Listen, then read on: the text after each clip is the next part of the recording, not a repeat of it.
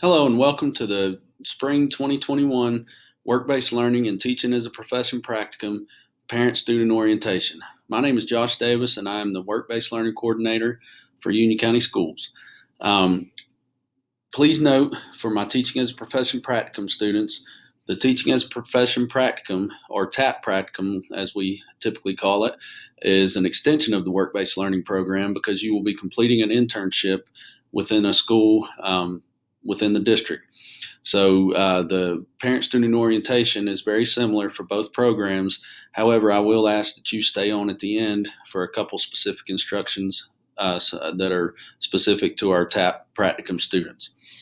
On the screen here, please take note. We actually have two work-based learning coordinators this school year working with our students, myself and Mrs. Bradshaw. And here are our email addresses. So parents, please push pause if you would like and make note of our email addresses if you need them throughout the semester.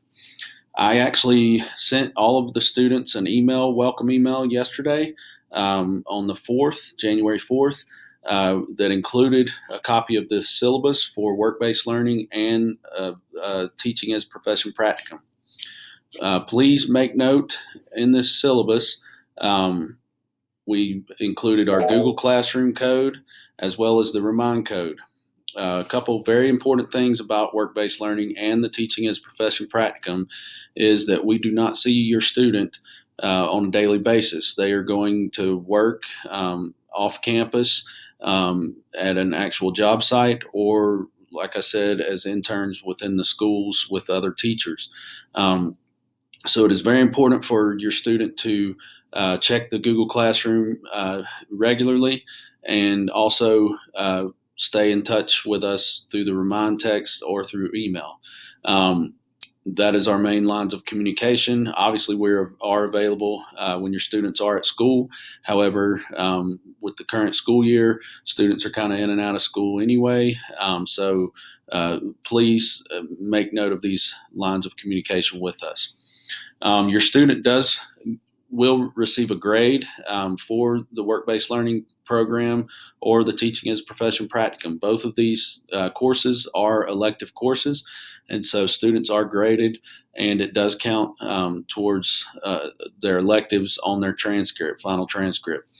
The way we grade these students in both programs, the work-based learning students will turn in a monthly timesheet that is electronic, and that will be 30% of their grade, and so will the TAP practicum students. All of the students will turn in a monthly timesheet showing the times that they worked, and if they are making wages, the wages that they are making. They will also attend a mandatory monthly meeting, which we are holding virtually this year just to provide flexibility for our students. Typically, these meetings are on the first Friday of the month, but we always send out a Remind text several days in advance so that students can plan accordingly. Also, with the monthly meetings, we provide two different opportunities for students to attend on those Fridays. We provide a morning opportunity and an afternoon opportunity. Students must attend one of those meetings in order to get a grade for attending the meeting. The final way we grade your students is through our employer evaluations, or for our TAP practicum students, we call those mentor evaluations. With these evaluations, we contact the employers or the supervisors of your student or the mentor teacher they're working with, and we complete an evaluation, or the mentor or supervisor completes an evaluation, and those go in as 50% of the grade. Now, for our teaching as profession students, let me just let you know your grading breaks down a little bit differently. We have your monthly assignments and meetings. Your monthly assignment will be your portfolio that you'll be putting together throughout the semester, as well as your timesheet. And then the meetings are counting for 30%.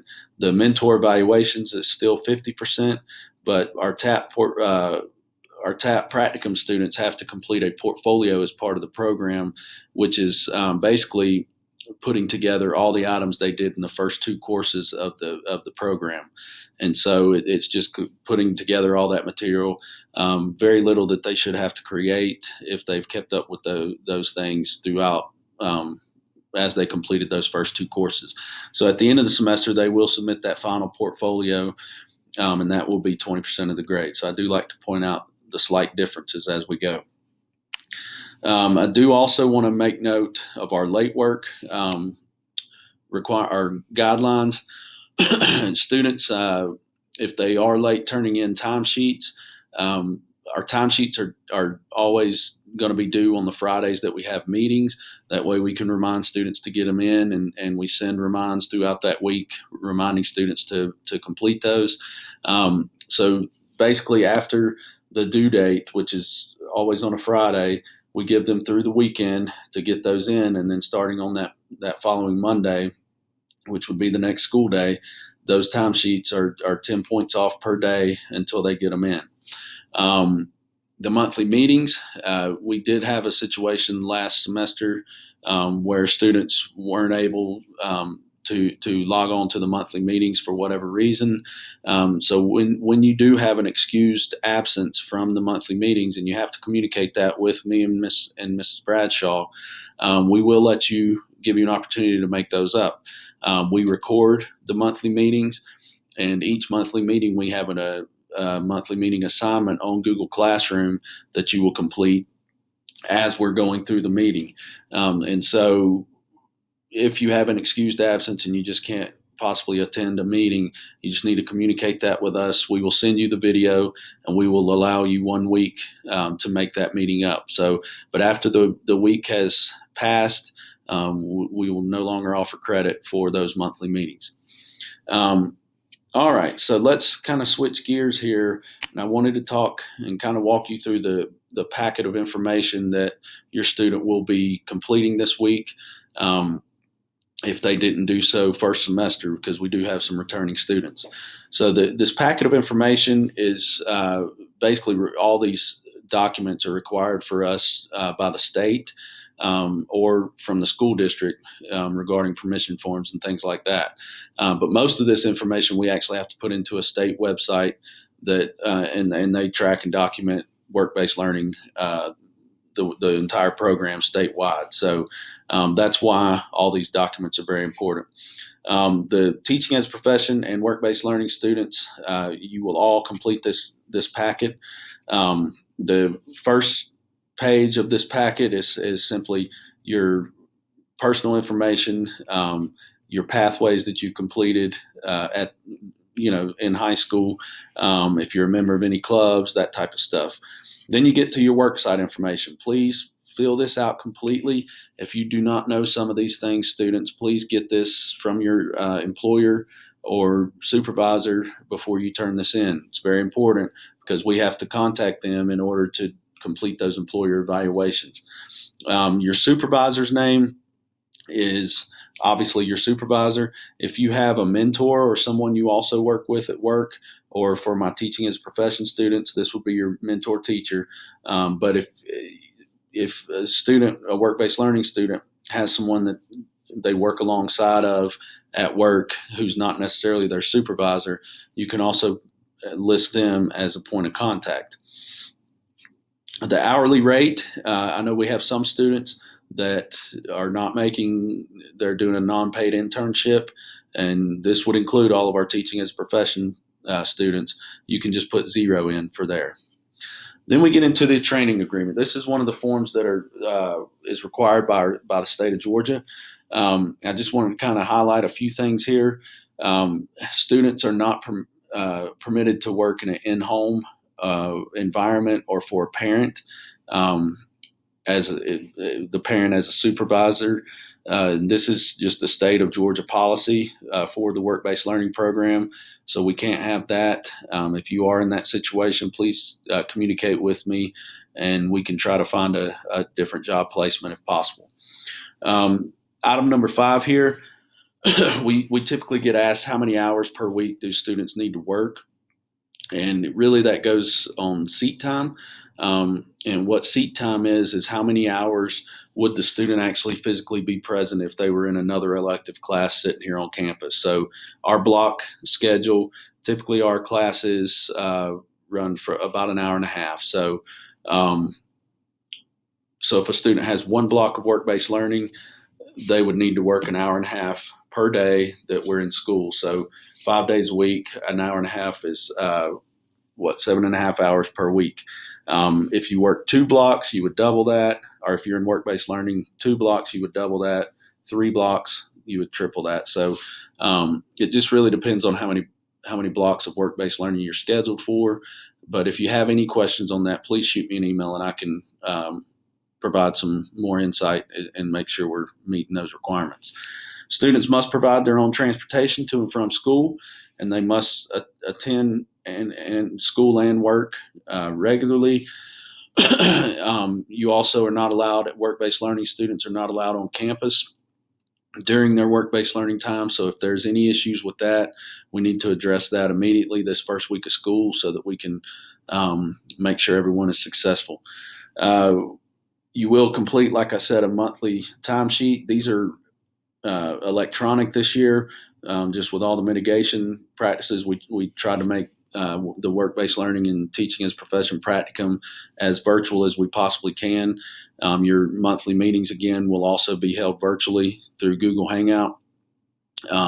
But back to the timesheets, if for some reason you have COVID issues, your place of employment closes down for a while, or you have to go in quarantine for a while and you cannot fulfill your work requirements, we can provide an alternate assignment for you. So just please, again, communicate those types of things with me, and we can, handle whatever we need to on a case-by-case basis.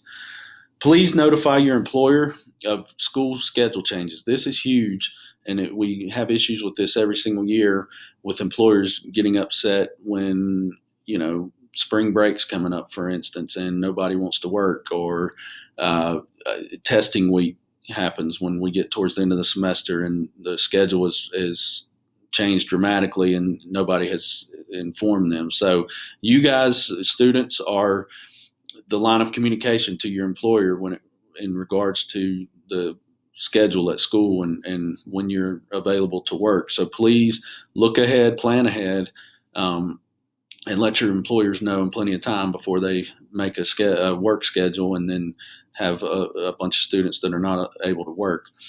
A couple other things: students, you have to sign in or sign out when you actually sign in the front office. But if you are coming to school and then leaving for work-based learning, you only have to sign out at the guard shack. You do not have to, just for this school year during this COVID pandemic, you don't have to sign out in the front office. We're handling that at the guard shack. However, very important for my students that are doing work-based learning and then coming to school. So for instance, you have work-based learning first block. You have to report to come in through the main office and get your temp checked and sign in the main office. That's very important. We had an issue with that last semester with students not doing that. So that's hugely, hugely important. So please just follow those requirements and make sure you're signing in the front office if you're coming to campus late during the day. I already talked about employer. All right, so just scrolling on down, a few other things about work-based learning for parents. Please, I guess the biggest thing we usually try to tell parents is let your students learn through this process. If there's issues going on at work that I need to be made aware of, please make me aware of. But if they're just needing off or something like that, or need to discuss something with their manager or supervisor, please let the students handle that. We're trying to teach them responsibility, and that's part of this program is just getting them ready for the workforce and becoming employable as young adults. So that's usually the biggest thing we like to talk to parents about. Couple other things about this packet before we move on. Please note that you'll need several signatures in several locations. The student will sign, parent will sign, your work supervisor has to sign this document, and then the work-based learning and GPP coordinator is us, and we'll take care of signing that as well. We do, again, like to stress employability. and professional skills with our work-based learning and teaching as a profession student. And so during our monthly meetings, we actually cover a lot of these topics that are listed on this page. These are the topics, and we hope all of our students graduate, or the skills that we hope all of our students graduate with when they leave the high school. For this little area in the packet on the job skills, please be sure and list some things here. What are your duties and responsibilities at your job site or at your internship? Please try to fill this up. We have to actually input this stuff into the state system in the form of what they call a training plan. So we have to have a list of your job duties and responsibilities. So please take care of that and give us some things to put in there. And then again, more signatures. The release from school agreement. This is the district, your permission form from our school district for you to leave campus every day. Very important. So let me just say real quick, students, if they don't have this entire packet filled out, but they can give us this parent permission form to leave campus and this insurance form that comes right after that in the packet, we can allow them to leave campus at that point, and they can go get the rest of this packet filled out. We always have questions about that each semester as we begin. The last page of this entire packet is specifically for either our teaching as a profession practicum students, because they will be working inside the schools, and we do have maybe just one or two others in the work-based learning program that will be working inside of a school. So if you are working for the Union County School District or working inside one of our schools, you do have to complete this final page of the packet. However, if you're working anywhere else, like Ingalls or anywhere, you do not have to complete that last page, page 10. So just take note of that. I believe that is it. So again, if you have any questions, comments, my work-based learning or teaching as a profession, parents, please send us an email, and we will get back to you as soon as possible. My teaching as a profession practicum students, I know I said stay on here at the end, but I think I covered everything. So I believe we're good. So if you do have any questions, again, feel free to email us, call the school. My extension is 1301 if you would like to call my office directly. And we look forward to working with your student throughout this semester. And again, thank you, and we'll talk soon.